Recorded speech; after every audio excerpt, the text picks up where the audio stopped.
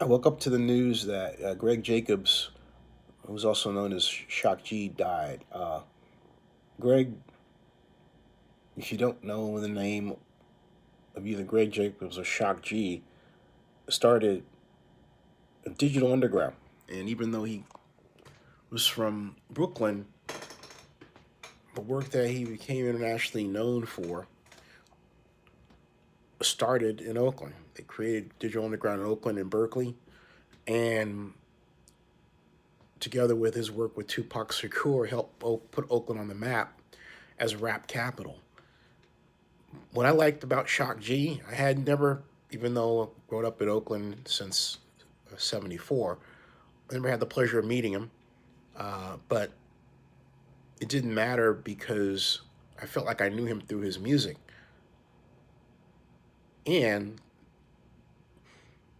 he put Oakland on the ground by his imagination, by forming a band with a signature that was different from the common rap group.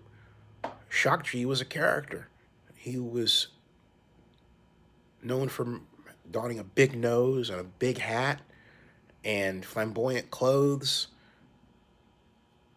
and doing funny dances like the Humpty Dance, which I tried to do. And if you're watching this, probably you tried to do if you were of that age. He's 57. And when I think of Shock G, I think of one word: fun. He represented fun, but also he represented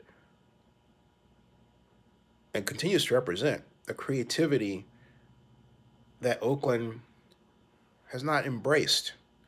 And he came about at a time when, even though Oakland was known for such creative geniuses like Shock G, from an economic development perspective, Oakland did nothing and has done nothing to cultivate or support such artists. It just sort of happened.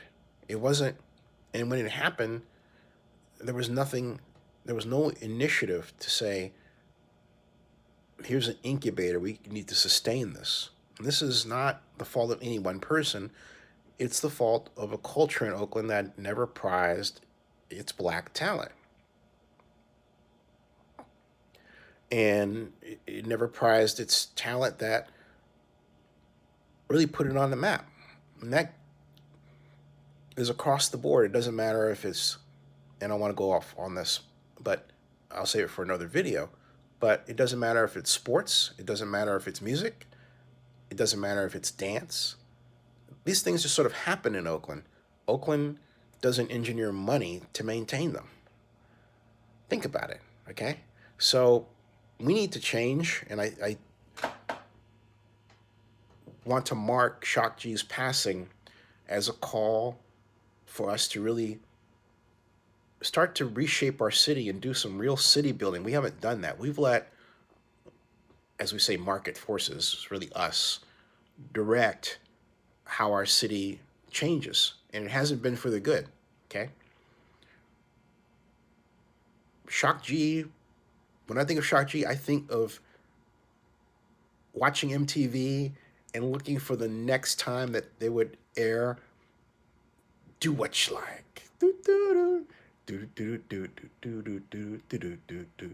mean, that had a badass, badass, badass, badass sound, man. Just unforgettable.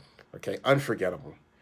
And I used to sit around because on the weekends it was different. You know, you had time. There wasn't the internet until later.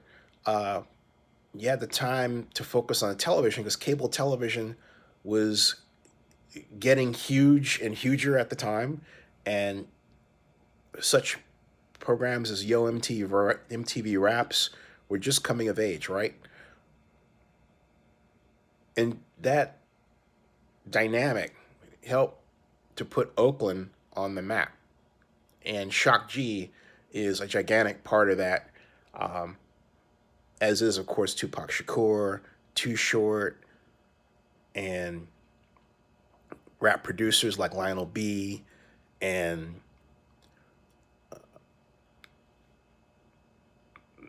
hip hop journalists like Davey D, you know, who I'm sure is going to have something to say about this. I have to reach out to him. I just woke up to this news. It happened 10 hours ago, which means it just happened overnight. And I'm shocked and saddened to learn that Greg Jacobs, aka Shock G, died at 57 years old. That is too young, in a Tampa hotel room, according to his father, as told to TMZ. Uh, I grieve with his family, and it's not the last vlog I'm going to make about this because it hurts. Subscribe to Zenny62 and bookmark oaklandnewsnow.com.